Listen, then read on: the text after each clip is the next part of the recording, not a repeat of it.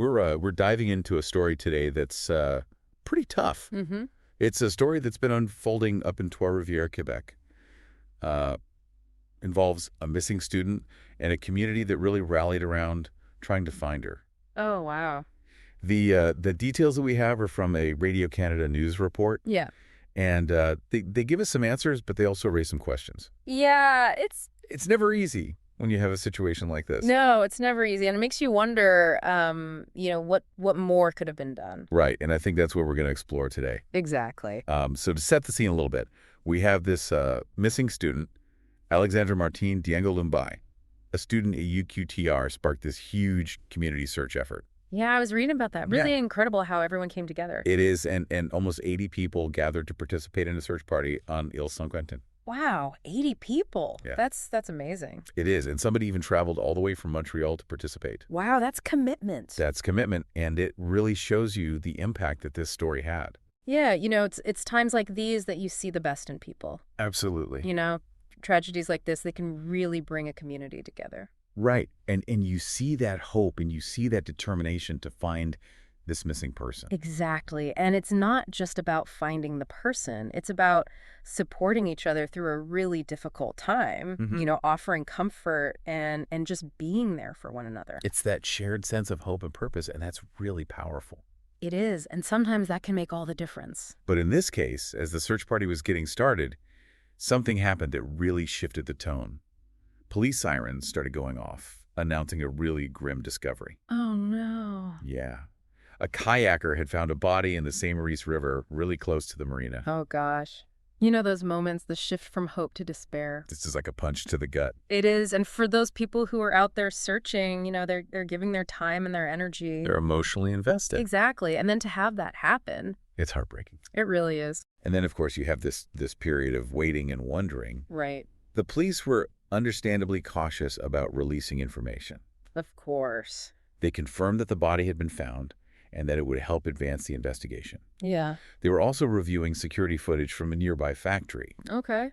But beyond that, details were scarce.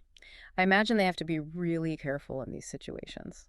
Yeah? Why is that? Well, you don't want to compromise the investigation. Right.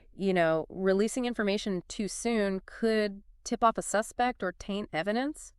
Makes sense. So it's a delicate balance. Yeah, but while the police are being careful, I imagine the community is just on edge wanting answers. Absolutely. I mean, not knowing is just torture. Yeah.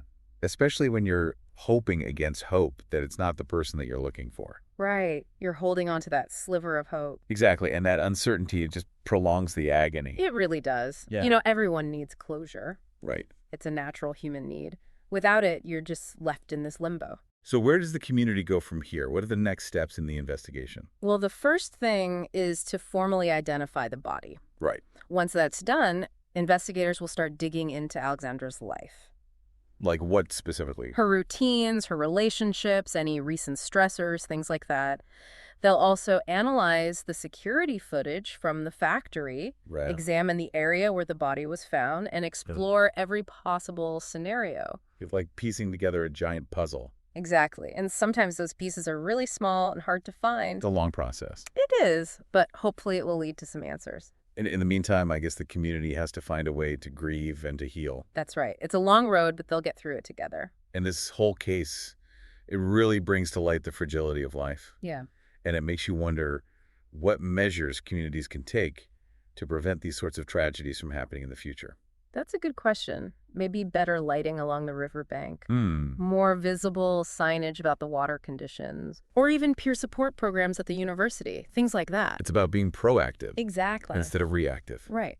We often wait until something bad happens and then we try to fix it. But maybe we can prevent some of these tragedies from happening in the first place. Absolutely. And that's a conversation worth having in every community. It really is. Yeah. It's a reminder that we can learn from these events and work together to create safer environments. Exactly. We need to ask ourselves, what can we do differently so other communities don't have to experience this kind of loss?